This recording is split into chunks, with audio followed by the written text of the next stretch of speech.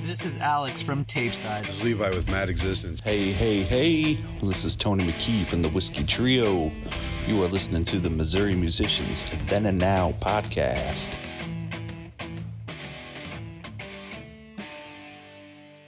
Tyler, Chance, Etched in Embers.net.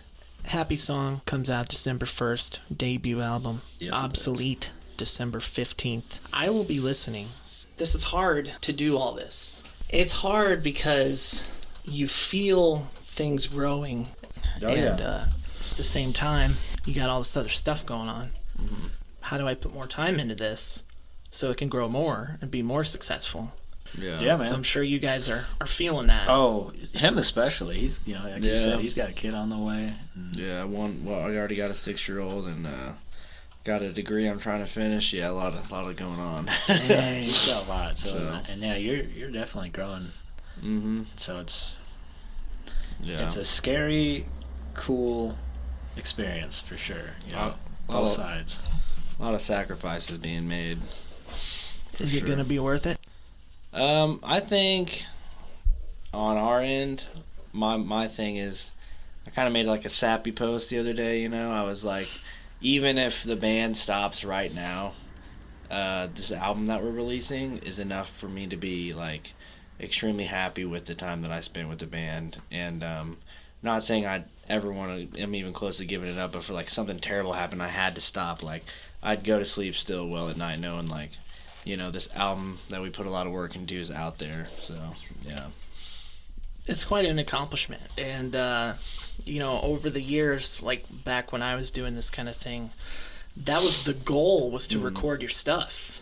Yeah. Period. Yeah. And, things have changed and it's a lot easier. But obviously, you guys are doing this on a more serious level.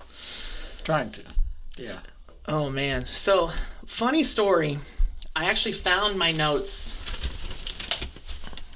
Probably shouldn't have done that by the mic, but I found my notes from when we were going to talk, like 6 months ago. Yeah. And I was like... Which is a bad, terrible deal. Should I roll with these notes? I don't know. Would that be lazy? No, I'd like to see Let's hear it. Maybe we'll find some things that's changed. Or who knows. Yeah. Okay. Yeah. I got some numbers written down. So at the time, you guys had 4,800 likes on Facebook and 5,500 followers. That's probably a little bit more now, isn't it? It's a little bit more, not crazy. It's like 5,100 likes and 50. I think it's 5,500 likes, 6,500 followers. Yeah, something like that. It's about to be way more in the next month or two, I imagine. That's what we're hoping for. Yeah, we're pushing it. Etchedinembers.net. Everybody check that out. I spent a lot of time on there. I didn't want to read the bio and be like, I'm going to ask all these questions. Because I don't know. It's right there. Like, anybody can read that. I had some notes on the Dirty 30. Mm-hmm. So, I saw you guys were on some lists and stuff. Like, tell me about these lists that just randomly appear on my Facebook. Like, how do you get on these lists? Dirty 30 is like a bunch. They got a bunch of like signed artists on there and stuff, but they hear unsigned artists and through various means. Usually someone shows it to them, and we got shown to them back when Bring Me Back came out. I think. It's the Sound is like the actual name of the people. They're out of Mississippi. Well, I think it's based in southern Mississippi, and so since somehow that song got to them. They're an internet streaming service is what they are for music. Yeah, radio station. Yeah. And ever since then, anytime we have a release, we're looked at by them. It's just kind of one of those things. So they're also one of those people that's like they started out, like Kevin runs it, Lisa, Matt. There's a bunch of awesome individuals that really help independent bands, and also like they also promote signed artists and stuff like that. But they're all about like the up and coming artists. And they throw they've thrown a festival every year down. We went down to Mississippi, got rained out, still played the show. It's a pretty wild story. Wow. But they're like growing. Like the last big Dirty 30 Fest that they thrown, that had Nonpoint headlining. So they're like another one of those people. Not too shabby. Yeah, that's getting up there, And because of their success. They're helping the bands that they love to promote, like us and everything, even get more attention. So they're like a lot of good friends of ours. And the Dirty 30 comes out every week. And it's voted on by they have an app called the Sound app, and that ranks based on the people voting on that app. And hopefully when this next single, Happy Song, comes out, we'll be up there. We've had success on that. There's tons of other lists on there too. We've done like exclusive releases, like Here at First with them, just because we become friends with them and stuff. So yeah, we debut stuff on there. As far as like because I know there's other ones that have it the out Gator there. Top 25. Yeah, yeah. Russ probably knows more than Yeah. me and him. I'm not sure how they get on some of these. But. See, that's what I'm saying. Like, all of a sudden, there's these lists, and bands are like, vote for us. We're in the top 10 or whatever. I'm like, do these people find you? Do you send stuff to them? Like, how does this work? Because the people that listen, there's bands that listen, maybe they could get some help by getting on one of these lists, Yeah, like he said, I'm sure people send them stuff all the time. I just don't know, like, how much we sent out. Like, I know some things we have, but, like that Gator thing you're talking about, I have no idea how we got on that. I believe it was probably... It's a lot of hustling. Like, we did a radio campaign with 3 songs. Or was it 3? It was Fear, Bring Me Back, Sell the Silence, right? Yes. So that was probably where they heard of us first, because we worked through Landshark Promotions, which...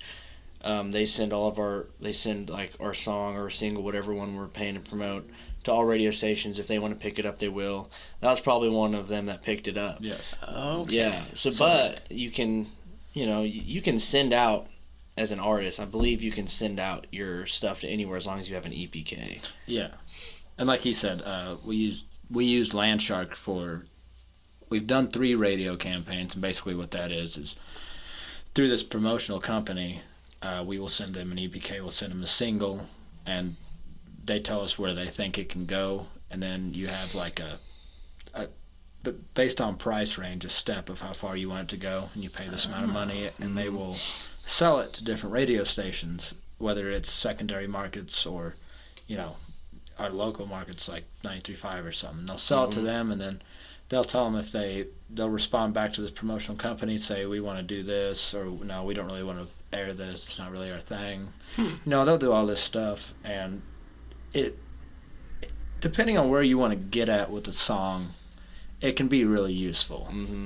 But like for us, we've done it 3 times, and it's helped our metrics, like our Spotify numbers, and we've got pretty good numbers on some of these songs, and they're all natural, which is a big deal. We don't want to pay for bot streaming. Oh, yeah. Yeah, so you see a lot of that. Yeah, so we want to do as much natural streaming and stuff as we can, and so it's helped with that, and it's helped get the song out there. But like now we're at a point where it's like,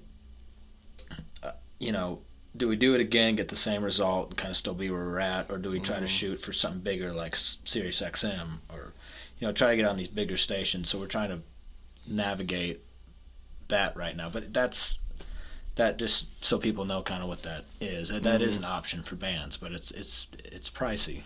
So they can push it out even further. Yeah. Okay, wow. Yeah. I had no idea.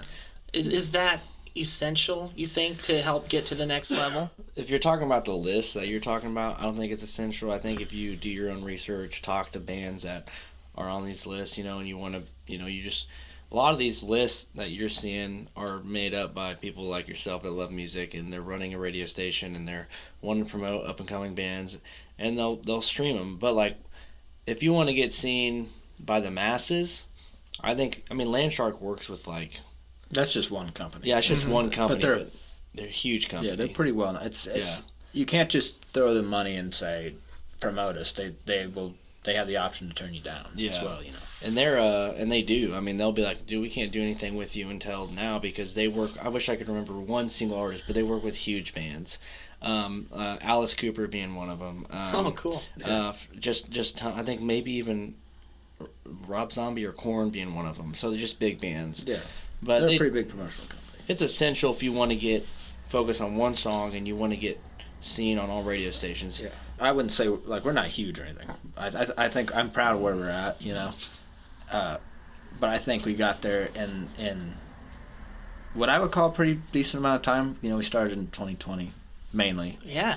Mm-hmm. And I think we got there at that pace because we've done them. Mm-hmm. We've done one or two. The first one was the biggest one I think that helped us, and since then we've just kind of, you know, grown from there. And I don't know if I'd say they're necessary, but it definitely helps you. I don't see it hindering any up and coming band at all. Just like anything else, man, it helps. You know what I mean? You just want to do whatever you can that helps. Do you think any kind of promotional company, they lean more towards original artists? Because I feel like we've been told so many times, like, go do your cover and get big off of that. You know what I mean? Or go get this guy to feature and get big off of that. And I do feel like, certain companies will promote your song more if you're doing a cover, because there's a lot of bands that's gotten huge off of covers. I just think that some bands that has had great success with covers, like our good friends in No Resolve, their drummer Chance Jones out of Dixon, Missouri. I mean, they're huge. Yeah, he's a guy to get a hold of. Yeah, he's another one you'd love to have on the mental notes taken. Yeah, they're a great group of guys, and they've had massive success off of covers. Oh yeah, but they're like 80% covers. Yeah, and they do a good job on them. Mm-hmm. And they change them. You know, they make it their own, and now. But they also have helped. That's also helped push their success on the original music, right? But that's one band that I feel like has really taken themselves to the top. Also because of TikTok, their singer is a huge TikTok star. He's a UPS driver. Oh, Oscar. Okay. Yeah, and he's awesome. They're all really nice guys. But I mean, your question: do you think it helps? I think if you do it right, I think no company can turn down a really good cover because they look at it the way the band looks at it. If we do this, it's automatically already known, it's already heard, people are already going to sing along. But then, of course, I don't want to spend too much time on this, but of course the band has to go through the necessary channels to release a cover on that stage. And I've always wondered what that I don't really know what that entails, to be honest. Yeah. We've talked about doing a cover, but I've always, same. I don't know what legal act, like what we would have to go through to do it properly.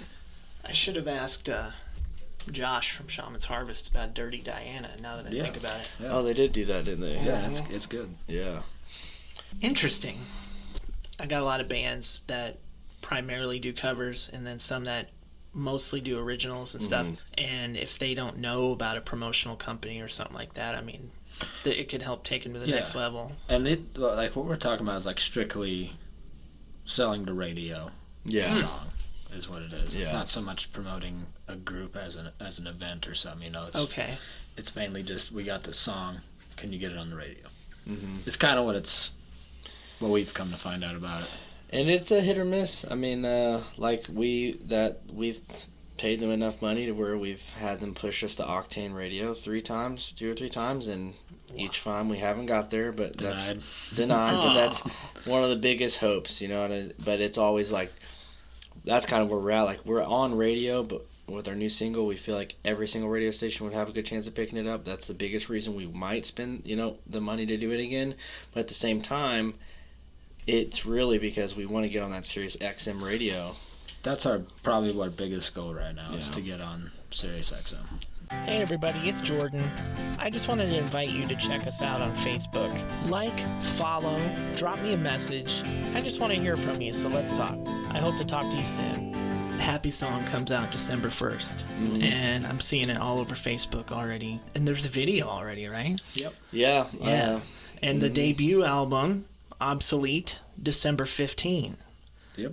Is that primarily going to be a digital thing, or can people buy a CD at a show? There will 100% be hard copies. Yeah, Not only hard copies, there will be limited vinyls. Yep. Oh. Yeah, we already have them ordered. You can actually order them online now at etchedembers.net. So we already have them ready to order. CDs will be at the shows. Vinyls will not. You'll have to order those online. Cool. So, but yeah, you can get your hands up. We definitely wanted.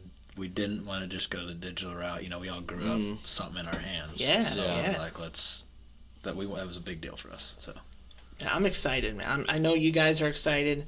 I'm sure Are you playing any new songs at shows right now? Yeah. Yeah, a couple. We're pretty playing. Good reception to those? Yeah. We're playing. We're actually playing Happy Song. We're playing another song off the album called Blind Reality. There's 2 songs. I guess Failure Mission's kind of one we don't play all the time. We play a lot of them. Yeah, like a we lot do of them play a lot are singles that have been released. Probably half the album is singles that have already been released. Oh, okay. Yeah. But we've got another half that's unreleased, and so we were like, man, we could have just done an EP, but we wanted a full length, and we're like, we see bands do it all the time. They release singles and put them on, so it definitely has a legitimacy vibe to it, if that makes any sense. Like, I honestly, if I could just just talk without thinking, you guys are like right there in my opinion. And thank you. I'm a little, I'm kind of, I was out of things for a while and I'm getting back into things. So, I mean, I'm not like a guru or anything, but just what I'm seeing, like presentation wise and the sound and everything, like it blows my mind that you guys got together in 2020. But, everything you've accomplished so far and everything, like it's just a rocket strapped to you, We appreciate that, man. We've been hard at work.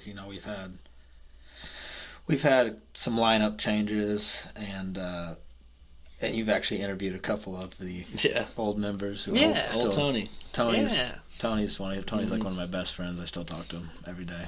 But That's a good dude. Oh, he's a phenomenal musician. I tell people he's like probably the best.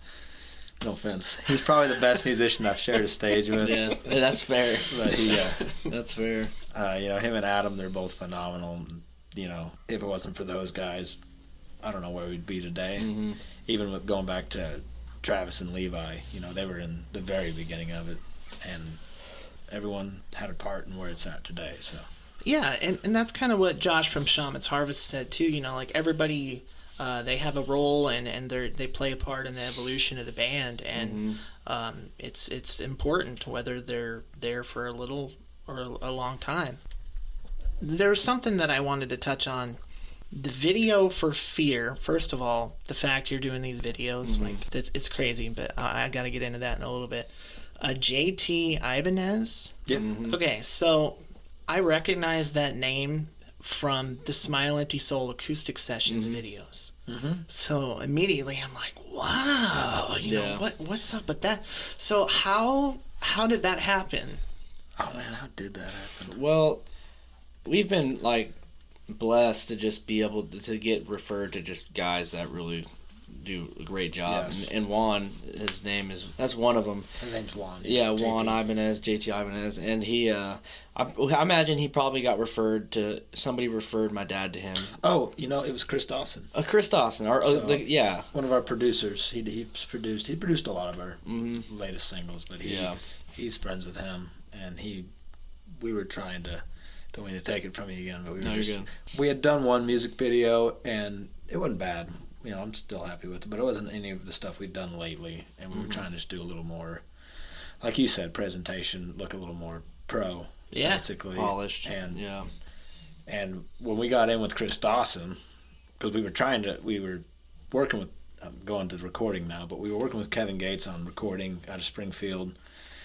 And we had heard about Chris Dawson through something. We were like, man, it'd be cool to get in with this guy, because he was working with a lot of big bands. Like a lot of bands that are on Sirius XM and a lot of kind of modern bands. And so, amazingly enough, we got in with him because he heard one of our demos. We were sending him stuff, and he said, "Yeah, I have an idea." There's more to this story, which we might get into later. Yeah. But we went in there, started recording with Chris, and he sends bands to Juan, and that's kind of where it went. That's wild. It's just all about networking, it seems. It really is. Like this guy knows this guy, and he can send you to this guy. And that's all who I mean, even with the Octane thing and everything else, some bands don't spend a dime. You know what I mean? Yeah. That's where it's like, you're like, you just want to know the right people. But yeah, Juan's worked with POD, Seven Dust, Smile Empty Soul. He's got Atreyu. He's got the podcast room in there for is it the story of the year or is it the story of the year? I mean, he's phenomenal. I mean, big names trust him to do a great job, and every time we go in there, he's he's just phenomenal. Usually it's super fast. Happy Song was the only video that took a long time, but we all wanted it to really be like a process. You know what I mean? So he's a phenomenal person as well. Does a great job. Yeah, he's definitely. I don't know who we'd use elsewise right now. I mean, we might try someone else just for fun, but I mean, I don't care to. Yeah, and we love to see we love working with people that are also like he's already polished, already doing a great job, but he's also like built this whole new studio. Like he's building, you know what I mean? Like when you're working with people that are doing the same that you're doing and that's trying to go bigger and better, it just makes you even better. You get all better as a whole, you know. And he's one of those guys doing it. Last time we went in there, he's had this whole new setup, and we're like, dude, this is awesome. He's definitely pushing he's pushing what he's done every time. He's getting better and better. So. And that means a lot to have somebody refer you to somebody else in the business, because they're kind of sticking their neck out for you. And that's a hell of an endorsement, you know. Yeah, that was awesome by Chris to do. Let's talk about who is in the band and what they play. I know Tyler, the guitar player. We go back a little bit. We do. We'll talk about that probably later. So who else is in the band? We're missing a few people tonight. Obviously, Tyler Kenyon plays triangle. I'm the lead guitarist. Yeah, lead guitar, Tyler. I have 17 triangles. Yes. It's been a collection. I'm the bass player, Chance, and we're missing my dad. Everyone knows him as Russ Rhodenizer. He's a lead singer. Yeah, he's a lead singer. He's like the guy that started this all, and he's been playing with Tyler for years. Really? Yeah, 2014. I think is when we started playing. Wow. And they started this new project together, and you see where it is now. And then we have Christian Bowles, who is out of Des Moines. We found him again from networking. I think he tried out for a band, Kingdom Collapse, and then I guess they had already found somebody, so they referred him over to us, and we were like, hell yeah, we'll try it out. And it worked out, so he's out of Des Moines. He was living down here for a little bit, but now he's moved back. And yeah, that's pretty much all we're missing, just those two guys. A father and son in a hard rock band. Yeah, I never thought it would happen. That's pretty cool. Yeah. It was wild because this was after Adam and Tony left. Whenever we went our separate ways, and Russ was like, we gotta, first Russ asked me, was like, you still want to do this or what? And I said, yeah, so he's like, we gotta find a bass player and a drummer, and finding, Adam and Tony are phenomenal musicians, so it was like, it was kind of that's a daunting task. Yeah, it was not gonna be fun. I mean, if it was now and that happened, it would be like, for you to be like, I'd still stay in the band, but we'd have to have some leads, because it's like, it's a lot of sacrificing. So if it was me and we're like, if we're like, oh, we got to replace Tyler, I'm like, how are we going to do that? You know what I mean? Right. And so it was like, Chance, I knew Chance in high school a little bit. And actually it was funny because he was, 3 grades below me? Yeah. And he dated this chick in my home ec class, and I always thought she was hot, but he would always walk her to the class, and I was like, how is that possible? Who is that guy?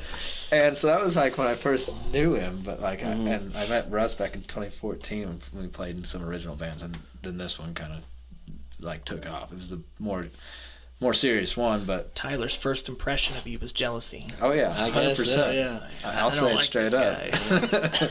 Yeah. But at the time he played guitar. He didn't play bass, and he would put these videos on social media or something.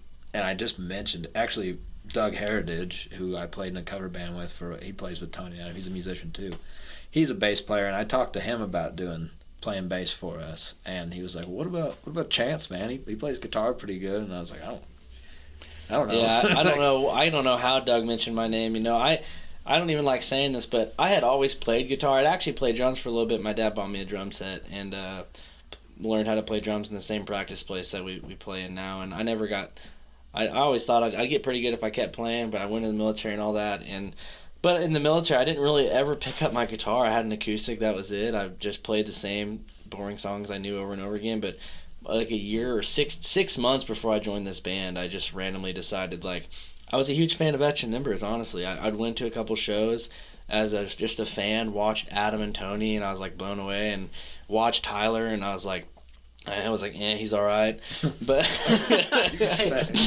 I hope you're a fan of your dad's band. Yeah, but I had grown up being in like all these, seeing my dad be in all these different projects, and a lot of them were cover stuff, and I didn't know, I had no idea what was good and what was not. I knew my dad was a really good frontman. I knew he was really good at singing the songs, and I knew every band he'd play with was good, but it wasn't until I got out, just those few shows where I got to watch his original music, really. And when I saw that, I was like, man, this is cool. So I just kind of got, like, inspired to go and buy me an electric guitar, and I started playing again.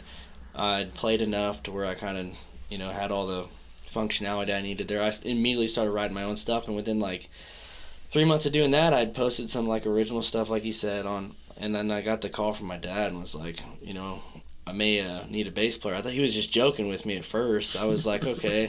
He's like, no, but, keep that in the back of your head. And I was like, all right. And he called me like a month later and was like, I need you to buy a bass. And I was like, yeah. Dude, I've never even been in a band before. Like, you guys are... Yeah, this is his first band. Yeah, it's my first band. And I was like, holy cow, like, okay. So, it doesn't normally go this well. No, that's what I just told saying. him. And, I was super nervous, and I was like, all right. So I just kind of got thrown into the fire. I learned all of the songs by ear, because I'm not a person, like, knows theory or nothing like that, No, and, me either. Yeah, I learned everything by ear off of Adam's stems, and we went to practice, and then I surprisingly got, like, most of everything right. He corrected me on some stuff, and then after that, I just... got thrown into the fire. I think my third show ever was like playing with Drowning Pool. Yeah, it was wild. It was funny when I asked Russ about it, because I was like, what about Chance? And Russ kind of just laughed at it. He's like, I'm not gonna have family in this band. Yeah. But I think he, at the time, he was. I always thought his guitar playing was pretty solid. What I saw, so I was like, you could probably do it. And then this funny, like he brings it up. Yeah, this is his first band, and he's doing all this stuff. You guys are doing great, man. Let's kind of talk about Chris Dawson, producer and arranger, right? Yeah, arrangers. he What does arranger mean? I'm honestly like, does that mean like build a song, right? I mean, yeah, he had a hand in so how it would work generally. Russ or someone, we'd have a demo. Mm-hmm. We'd take it in, and Chris, we've actually worked with two pretty big producers now, Chris and Kyle Odell, both of them. Kyle did the last stuff on the album that's not released yet, and Chris did all the current stuff.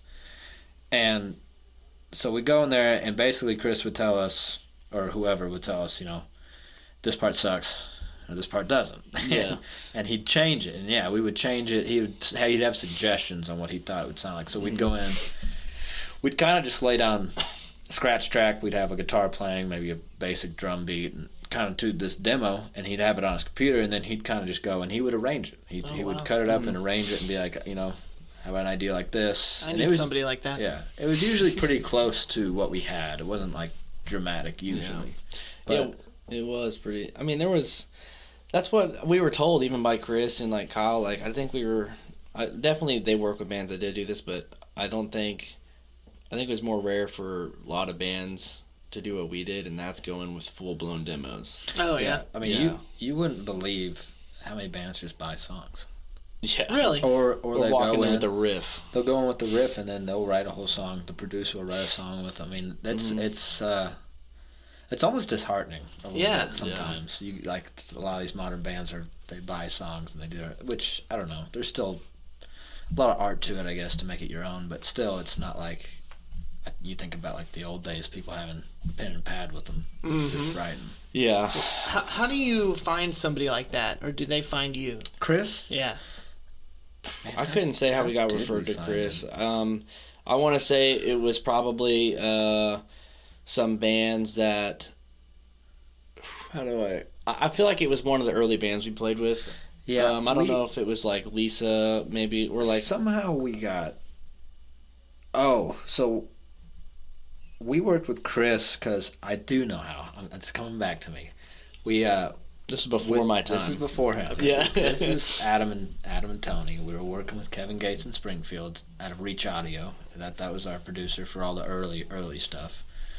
And we had done, we did Karma, we did Crown, Spoken, all of our early stuff. It's not quite, it's still, I think the quality's great still, but it's not quite like... Not as modern. Yeah, not quite as modern sounding, I guess. And so we did Sail to Silence, but it was a lot different than what you hear now on Spotify. And I don't know, this is going to get political a little bit, just between companies. So it was the first song we did that we were kind of like, we want to push it to a promotional company, really, is what it was. And we were like, we were trying to figure out a company, I don't even know if I should say the name, but there was a company out of Columbia that we were talking about going through them to kind of just do a bunch of stuff for us, including push this song. And the main guy there was like, I can take it to, we were wanting to have it redone by either, this guy said he could do it, and I might be a little hazy on this, but basically this guy from this company was like, I'll take it over to Michael, what the heck is his name? Out of Nashville, some guy out of Nashville. Oh, I know what you're talking about. And he was like, I'll take it to them and let's let him work on it. It was already done, but like we sent him the stems to kind of redo it. We wanted it done more professional and be ready for a radio release. And so he took that to him, and at the same time, this is what I'm not sure, somehow we had got wind of Chris Dawson and sent it to him at the same time. Or maybe not the same time, maybe right after, I don't know. But basically we sent it to two different producers, and we got a version back from each. It was basically the same song, but they added their own little stuff on it. And the one we got from Nashville, we were not a fan of at all. Much different. We were like, much different. It was like, I remember hearing it, even like just... They like added like filter vocals through the whole thing. They changed. It wasn't what we wanted, and we were like, yeah, I don't know about that. And then Chris sent us back some, and it was probably more different than what we had, but it was very modern. It was very hard rock, because it was kind of wasn't even really a hard rock song. It was kind of one of our softer releases, but he sent it back, and it was very chugged up. It was very riffed, and it was very modern, and I loved it. That was the last thing that Tony and Adam did with us, and there was a little controversy with, he kept Tony's drums in there, but he added some programming parts to change some parts, but it was all still very much Sail to Silence. Yeah, I mean, it was very cohesive. It wasn't like obvious that there was stuff done to it, and we were like, yeah, that's dope. We want to send that to radio. And it started a bunch of riff with this other company, and that's a whole nother deal. Yeah, there's always politics in the industry, man. I'm trying to connect the dots here, and bridge the gap between a local band who's playing originals, and they're regulars on the scene, and then how they get to the next level. And it sounds to me like you send your music out to people, and you hook up with maybe a promotional team or something. Yeah. And then you kind of, I hate to say it, but you kind of like let go a little bit of your music. A little bit, you kind of let them work with it and see what they do. Yeah, I mean, I think a lot of it is, I've seen bands that don't let go of their music at all and get big. I just think it's about you doing the work. I think that side of it, like, how much do you keep your music to what you originally had it, and then there's a side of, okay, how do we get to becoming like a state or a nationwide band? I think those things can be separated, because I've seen bands do both.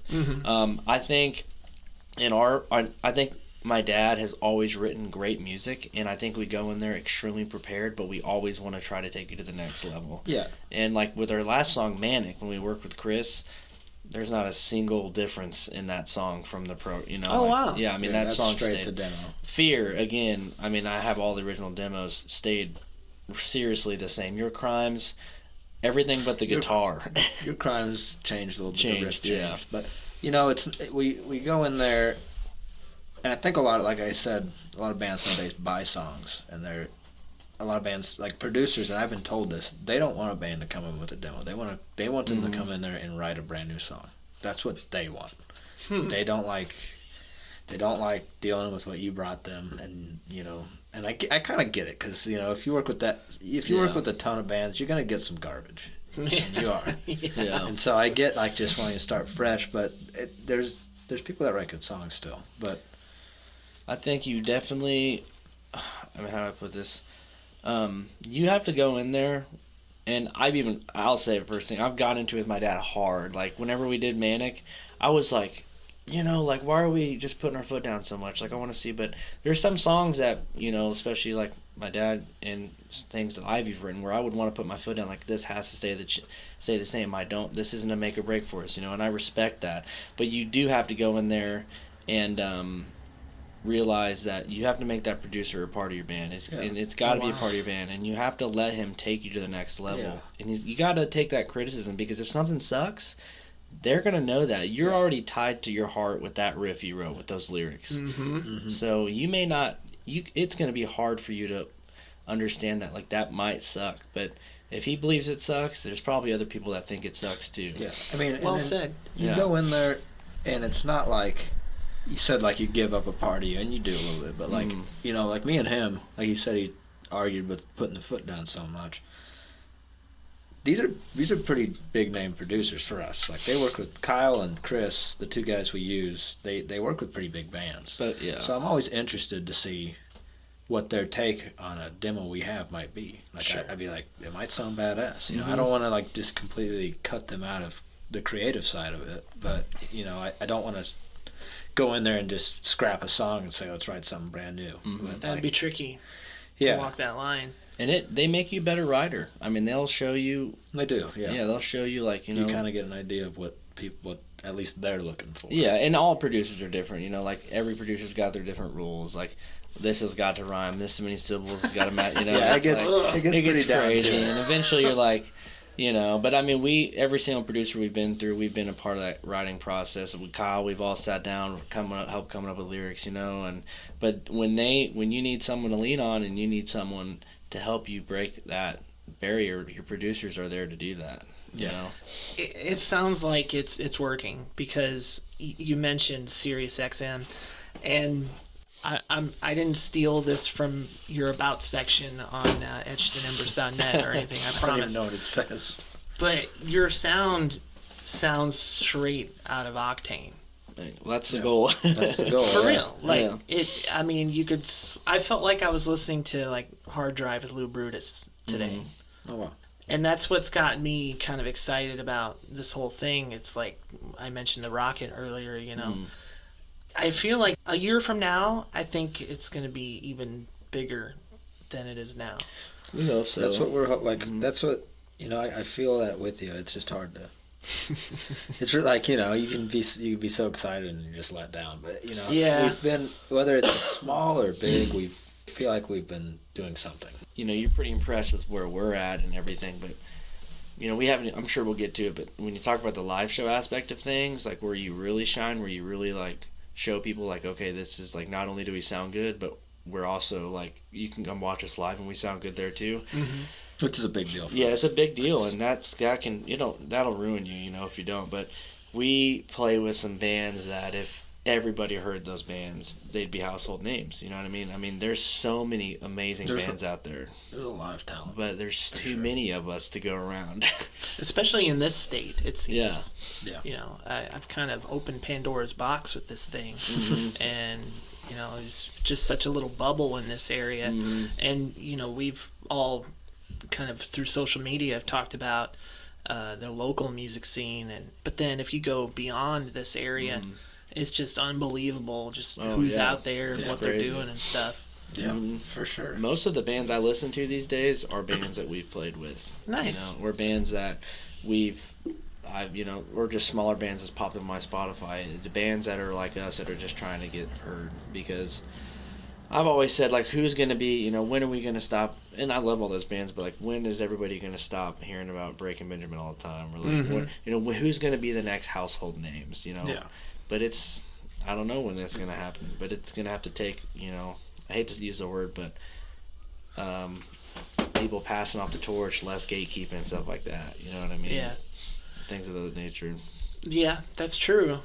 I don't know. Do you think some of it could be just rock is not really the mainstream thing right now. I don't know. I mean, I feel like rock, and I mean, me and him went to like a freaking metalcore concert with a band called Silent Planet.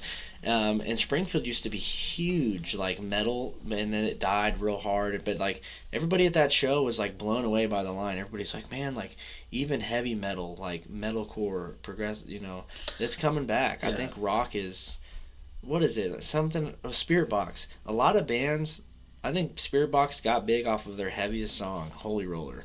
I mean, I think heavy music's really coming back. I think there's definitely a different audience for it. Mm-hmm. Like, I don't know. There's different aspects anymore today. It's like I feel like your song, your genre is not the only thing that makes people a fan. Mm-hmm. Which I guess that's with any music throughout time. But like, I don't know. Spirit Box is, and he brings that up. They got super cool riffs, super, they're heavy. They got screaming. If you're into that, which we are. But it's also it's a girl singer, and she's phenomenal. She's I forgot about that. Yeah, and she's I think that was kind of whenever she's singing, she's got a beautiful voice. And it's like it attracts that crowd. When she's screaming, you're like, holy cow. Yeah, I like the girl singers too. I also think it's the way that all this stuff's being presented to people these days. Yes. I mean, heavy music is being presented a lot more on things like TikTok, things of that nature, and I think, but like Bad Omens is another huge band right now. I think Noah himself being the, I don't know, what do you call it? All the females are all about this guy, and he does a screaming. He's got that look, He's got that look, and it's like, okay, now all these ladies on TikTok are like, oh, okay, I don't mind the heavy music no more. You know what I mean? He's the guy escorting the hot chick to class. Yeah. But that goes back to like when you said this would be a big deal. That goes back to just streaming. He got seen on TikTok. It's something that was not available that's available now. Mm-hmm. There's a lot of things to help people get music out there. Mm-hmm. And it's almost a full-time job to utilize that. And that's why we're slacking on that department hugely. It's got to be a full-time job. Like, I feel bad for him. He does most of it. Oh, yeah. Yeah, for us. Yeah, like everybody's got the role. I'm like the poster social media guy, and, and I also do like all the graphic stuff. Tyler's like the... Really? Yeah, Tyler and my dad are like the tech guys. Tyler comes up with all the cool interludes live, Tyler's the riff writer. Yeah, I mean, but that sadly fell on my role, and then, like, we just haven't attacked the TikTok thing, because we're all so busy, Yeah. Bands like we've played with, like, Catch Your Breath, they got massively... I mean, within 3 months, they went from being a band that was just, some people's heard of them to overnight because of their TikTok, their song Dial Tone, within 2 months, they're touring with Godsmack. I mean, all because of TikTok. Yeah. And it's just... You have to find, and like the guitar player for Catch Your Breath, now he's like offering paid services to people to help them with their TikTok because it's become a science. It's a marketing thing. Like you gotta post this amount of stupid stuff daily. It's like it can't even be about your music. It's got to just be somebody there. I'm kind of cringing a little bit. Yeah, that's why we just don't really want to deal with it. I get it, but I mean I don't necessarily like it. Oh, I agree. Yeah. Like I said, I wish I was playing music in the '80s and just partying. I agree with that because of that. The thing is, though, I question the longevity of people who kind of ride the wave of social media and they get viral or something. Yeah. Like, do they have any staying power? We'll see. Because bands like Breaking Benjamin, they got big naturally and they stayed big because of it. But even if you did ride that wave and you got put on that stage. And you're up here now. If you have the talent to stay there, you will stay there. Yeah, sink or swim. I mean, if someone really believes that they should be up there, it's a good way to do it. I mean, if you just want to sell your soul a little bit, but it's a good way to do it. And I really don't have anything against it. Like like I said, we're slacking on the department. I hope with Happy Song we can come up with some really cool TikTok videos to get out there. And it just sucks that, to me, I get it and I want to do it because I want to get up to that level, but. I wish it was just more about the music, but it physically can't be. There's too many viewers. There's too many people out there. There's too much competition. You have to find a way to stand out, and that is the way to stand out. Unless you, like I said, the right people, you get to the right connections. Sometimes you get lucky. It just is what it is. But yeah, it's a tough world out there, and like you said, you try not to have too much hope. You have to really tell yourself every day, like, let's just be content, be happy with where we're at. You know what I mean? Yeah. If we get bigger, then we get bigger. But when you do get those, when you do get like just straight up turned down, you're like, what is different about us? Like, It affects it for sure. Yeah. Why did we not get that opportunity in somebody? But you'd also, I am one of those people where I can't, if I play with an artist that's not humble or whatever, I can't stand it. I always want to be humble. I want to be, content, and I don't want to be cocky or nothing like that. But you do get to a point where you're like, man, let us show the world that we can do this thing too, Yeah. You mentioned that you do the graphics, so would that be like show banners and? Oh and yeah, stuff like that? I don't do like the single artwork graphic. That's all our good friend Jason Catlett. He's the guy that we heard from, Chris Dawson and JT Ibanez, and he does networking. He's a killer graphic artist. But like if we need a show flyer done last second, I'll do that. But like with our Obsolete album show, I just stole what Jason had made for us for the actual album artwork and used that, and which he was cool with, because it made sense since it was the album release show. But I do just like the last second flyers if we need them. What do you use for that? How do you go about that? I use a free website software called Pixlr.com. Okay. Yeah, okay. and a lot of guys use Adobe like Jason, which is absolutely, if you want to be a graphics artist, do it. But I've learned that I can make some really decent stuff with Pixlr. Is you just go online and type in Pixlr.com, and you can. I haven't even used the advanced version. There's like an advanced version which looks as complicated as Adobe, but I don't use it because I'm not doing anything crazy. You know what I mean? But he's made some pretty sick like live posters, and that's why I ask, because I have to do that stuff too, and I don't really pay for any of that. Yeah. So it's like I need to know the sources, like what people are using, because people that are listening, I don't want them to go out and get a Adobe when they could be putting money into their band in another way.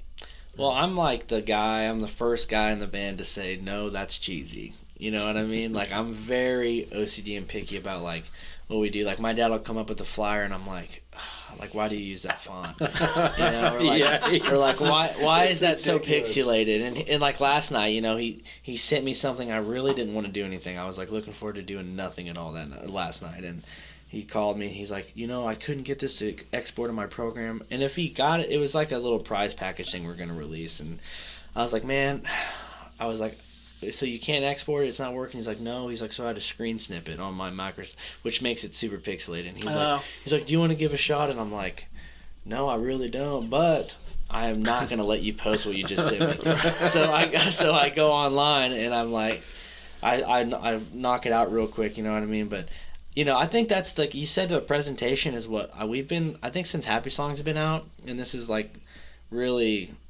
Thanks to JT and thanks to people like Jason Catlett, like, presentation is key, because I think that's where you can really I think there's like a lot of steps in like your rise as an artist, and that can make or break you. And I definitely think it's like artwork and stuff can be one of those things, because if you feel like if somebody looks at something and doesn't look professional or looks cheesy, they're not going to go further into the song. Right. And I mean, it'll be like even last second, like Happy Song's original artwork was something that I thought was cool, but it was like it didn't fit the song as well, and I thought it was really cool, and Jason had come up with it. But me and Jason both were like, but then something when we were filming the Happy Song set, with JT. JT got a perfect still of like that balloon, that's the new artwork single you see flying around. And even like at the same time that me and my dad were like, man, that would be the single artwork, I'd message Jason and I was like, dude, this would be one. He's like, oh, I'm already talking to JT about it. Like, we already know the deal. Like, I'll have it done tonight. But like, that's how important it is. Like, you want to make sure that the presentation is 100% there. Yeah, it's stressful. That's with everything, your merch, everything, Thankfully, you got people you can rely on, because I find it difficult with what I'm doing to pay attention to everything, because you have to continuously get better with everything that you do as time goes on, and it's hard to get better at one thing without another thing suffering. So, I mean, you guys should be writing and recording and focusing on your live show and all that stuff, which you are, but like, just the thought of, if I were a bass player, if I were in your shoes, and then like I have to go make a flyer or something, I'd be like, oh, come on, man. Yeah, and it affects everybody. Like I paying his dues. I mean, I guess so. I sit down at my computer last night and I look over on the couch and my wife's like, "This again? Are you going to be there for another 4 hours?" Right. And I'm like, "No, I promise it's going to be like only 20 minutes," and like an hour later. And she's like, "Really?" Yeah. Because I get caught up in like this font, this, you know what I mean? And like the rest of the bands, like he said, he's very OCD. So like, you need somebody I feel like if that. any other house made that poster, he'd have something to say about it. Yeah. And usually, like, I never complain about what he makes. So I'm just, But I want people to, like you got to have that criticism, and it's important, and it's definitely stressful, but. I don't know. There's a lot of workload there, like you said. Like my dad not being here, he'd have a lot to say about it because there's a lot of sacrifices made, time. I mean, like we haven't got to the live show aspect yet, but like when we got to the light programming, we have light towers for a live show. Wow. Everything like that, and that's, one of the steps that you mentioned, like how do you trying to connect the dots? I think you got to have that person or those people in your band that like really want to go get it. Like, not only if we replace a member, like, say they got to replace me, they're not only asking him to go play music, but they're asking him to travel to states to make no money, take all this time away from your family, all this and that, and it just becomes... we lost our flyer maker, too, and I mean that not in a funny way. Like, seriously, that's a big deal. Like, Russ learned to run our show, Chave Show Express program so we can run live lights, so he's got...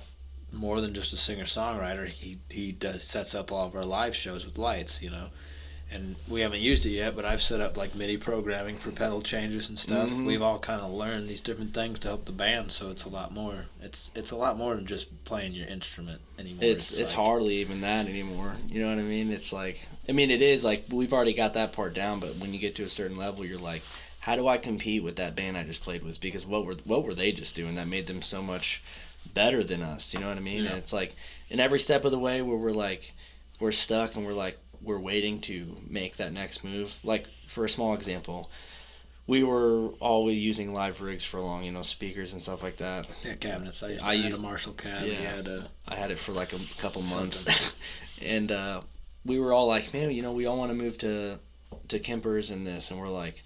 Nobody was doing it, and finally one day I just went and I bought a Kemper and a head rush. I was like, screw it, I'm doing it. And that led to us all moving to modelers, which really makes your live show, I wouldn't say better, but it makes it easier. It makes it easier. And like we were also at the same time, we were wanting to go to in-ear IEMs, in-ear monitors. Okay. Yeah, it's all just leads to one thing. Playing with a click track, because we play with backing tracks, which... We play with backing tracks. It's fine. Yeah, exactly. Not vocal backing tracks, MIDI sounds and stuff like that. No one needs to freak out. We use a computer. Some people do. I don't know why. Like we play our instruments. Anyway, that's a lot to digest here. I think that's really important for people to hear, that you got to bring more to the table than just playing your instrument, because that's what it takes to get to the next level. 100%. And also playing gigs and learning from other bands and seeing what they're doing and incorporating some of that could really help out too. Yeah. As far as live show, that's what's probably helped us up our live show. Like live show's super important to us, not just presentation of singles, but like playing with all these bands, we see what they're doing, we see what works, and like it's like, well, we need to do something like that, or we need to do something like that. And you just kind of get these ideas. We're friends with a lot of them that we end up playing with, so we can ask them these questions like, how are you doing that, where did you get that? We don't want to like just blatantly copy stuff, but we want to be able to be something that when you go see us live, we're not just this music you're hearing, we're this show that you can't forget out of your head. We're something that is a once in a lifetime. It's a shame that you guys aren't more embraced locally. Yeah, that's always a tough. And that's, Lake of the Ozarks, it's just what it is. Taz really hit it on the head. When he talked about it. I shared that post and I was like, Taz really said it great. It just, we don't have an audience here, we don't have venues here to do that, and it is what it is. But I've been making an effort to post on the Lake Area happenings. I feel like we're slowly maybe getting some, but I don't mean this in like a jerk way, but we don't need it, because we're at the point where, and we want it, and we would love to be able to have them big. Like when we played Southern Slam with our good buddies in Saul, like that was a huge hometown show they play every year. We'd love to be able to have something like that. I saw a post about it. Your local city should not be your go-to market. You know what I mean? You should. That makes sense. Yeah. And you guys kind of, I mean, you kind of leapfrogged that anyway because of the pandemic and stuff, like you said earlier. And I mean, there's nothing wrong with that, but something that we talk about a lot here is if there's no demand for something, then you can create it.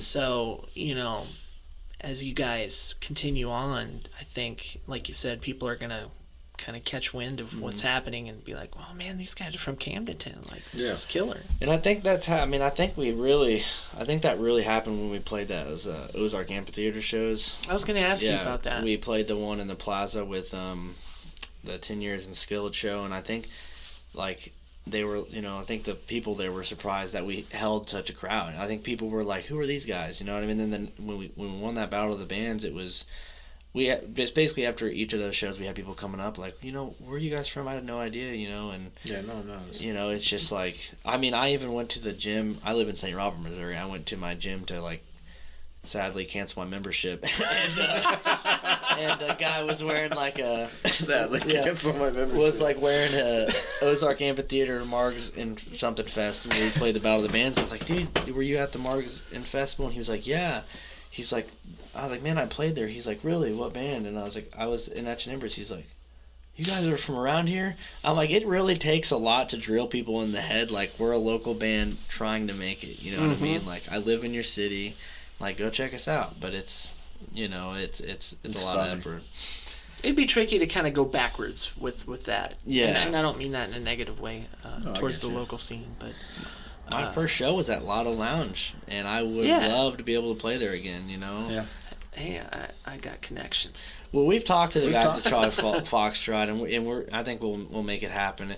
It's just been, you know, certain things that we're working out or whatever. Yeah, and we want to do some kind of showcase somewhere, like a bunch of bands, 30 to 45-minute sets. Yeah. That's why I used to love watching them. That's what I'm saying. You create it. If it's not happening, there you go. But, I mean, you know, that's a hell of a lot of work. But down the line, that would be awesome. Yeah. I don't know. Like he said, we did that Battle of the Bands, so we're kind of wondering about Ozark Amp next year. Yeah. Seeing who they got coming in. But because that's we won that money, which thank God we did, because this album would not be coming out right now. And then but after that, one of the prizes was also getting a main stage opening slot for whatever hard rock band comes through next year.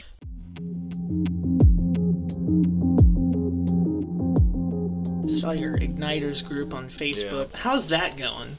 I think that's like a requirement for every single band that's trying to take it a little bit more serious has got to have like that fan group. We've been told it's that. It's just a fan page. Yeah, it's a place where you can get all of your, you know, like fans into one spot, so you can get like this big announcement out to everybody that you know, like immediately does want to know about it, does care about it. And you know, we do like we'll like do early announcements on there. We'll do like special stuff on that page for those people. Yeah. You know, sneak peeks and whatnot.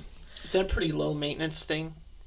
It depends on how much you want to put into it, but it's pretty low maintenance. I would say it's not much more than what we are doing, but like we will do a little more on there just to get people intrigued to be a part of it. We really want, you know, you being a fan is why you're a part of it. But but we'll do some early stuff on there. It just got recently announced, but we did just finally get like a booking agent, so that's good. And Sam McIntosh, he's a really good guy, and he is going to be helping us out with, you know, we've done our own booking per se, but to be honest, we have never, since we've started, maybe in the beginning, had to go out and really find shows. We've been lucky and like blessed enough to get calls from promoters. Yeah. But that's really how we get our year.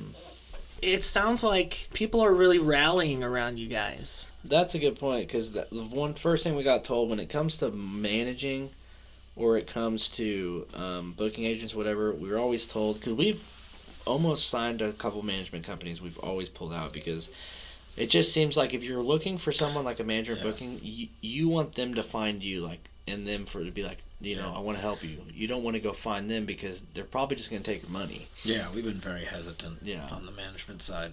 And Sam's one of those guys where he seems like he really wants to help us out. He's very, very fair about pricing and everything, and he's done some really good stuff for bands. He has some clout. Yeah, he's got clout. Yeah, that was something we didn't want to just, this guy says this, and here's our money. We wanted to see what they've done for other people. He's got his own connections and stuff like that, and he's a good guy. Ironically, he's in the Marines like I was, same in the West. So like when I first talked to him, we just bullshit on the phone for like an hour, and I could just tell right off the bat, like, okay, this is a guy I feel like I can actually trust. You know what I mean? And so, and he's consistently called, and even when we like didn't officially announce him, he was always bugging us. How are things going? Are you guys ready to do this and that? And it's like, all right, man, like you really want to work for us. You know what I mean? So that's cool. That's wise to let them come to you. Yeah. Huh. For sure. That was a Russ Rhodenizer thing for sure. Yeah. What a cool last name, by the way. Thanks, man. Like Rhodenizer. Yeah. It's like Rhodenizer. It's like a nickname you'd give a football player. Rhodenizer. Yeah. If you could give some advice to some of these bands in this area that are trying to make it big or trying to put out a record, what could it be? Tyler, we could start with you. Honestly, you just kind of gotta trust in your song. I mean, like you can, like we talk about like all like everything you can do to get it out there, and we got to these levels because we trusted in our song, and we were able to, with confidence, push these to people, and it just opened up door after door. So I mean, I'm not saying go out there and just write the first thing comes to mind and be a piece of shit and say, well, I think it's good. So I mean, like, you just kind of really need to believe that what you have is good, and you need to make sure you have the right group of guys to push it, which is super important, Mm-hmm. and just kind of be smart about your choices of who are we going to go to record it, who are we going to talk to push it to this level. I mean, anymore in today it's a singles world, like we're doing this album, but people just hear singles anymore. So you can get far with a single or two, and so I guess just be confident in your song. Don't be upset if someone says let's do this with it or something. Don't have too much pushback, but don't let them take it over. There's a fine line, and just I don't really know. I mean, it's kind of what we did, and then it worked for us. So I mean, just kind of make smart choices, I guess, is the biggest thing. With me, I think Tyler covered a lot of the stuff when it comes to the song itself. Trust your song. I'd say be prepared to be criticized. Take some of that criticism, allow it to make your song better. Handle rejection, but also take what the people that know what they're doing say. Take what they say and apply it to that song, if need be. But, besides the actual song, when it comes to the release of the song, when it comes to, big one, be prepared to play that song just as well as it's recorded live. Work your ass off. I mean, one thing that he said that really, everything comes down to the song and the people in that band. If you want to have success with the song, have the right group of people to back it. We all do our part. My dad's, don't give yourself excuse. My dad's 51 years old. He works his ass off to make this band happen. He puts a ton of money into this band, and that's one big reason why we're doing as well as we are, is because he works, we work, we all whenever one of us is stuck, another one comes up to keep us going, you know what I mean? And I think you just have to really want it. Like, I think the biggest, what separates us from like a lot of the other local bands is that we are willing to sacrifice our, and it sucks, but we're willing to sacrifice our savings. We're willing to sacrifice our money. We're willing to sacrifice the time with the family. My dad's sacrificed every single one of those. I've sacrificed those. Tyler has. Christian. Just have the group of guys that are willing to make those sacrifices and willing to put in the work. If you really want it. If you just want to have fun. If you just want to have fun, then go ahead. But if you're like really wanting to do it, now I guess I'm going too far with it. But I'm talking to the means where like you really want to do it.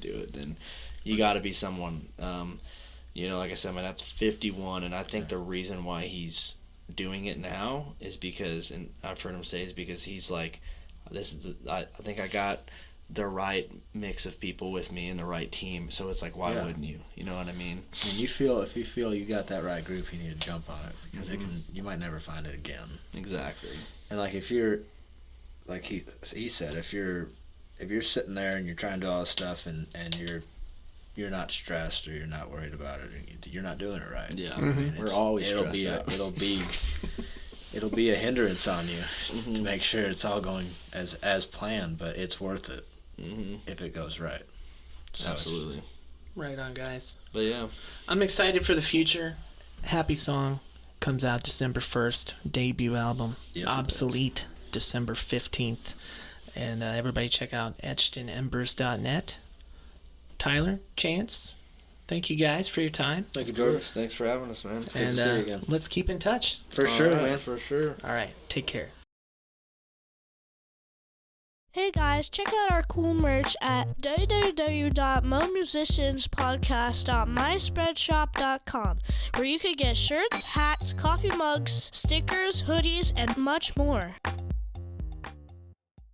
I want to say this before we end. This guy was my boss when I was 18 years old. That's what I said. Yeah. And you said one thing to me that stuck with me through music forever. Really? Yes. To this day, Lenny Kravitz got famous off of covers. I will remember that forever. It was Sounds like something I'd say. Yeah, you're like, I just don't, he got famous off covers. And I was like, now you say that. That's hilarious. Oh. Hey, Dude, if yeah. I hear American Woman one more time, It was I'm gonna American blow Woman my that came brains on. out. Yeah. It came on in the store and you literally looked at me and you were like, That's great.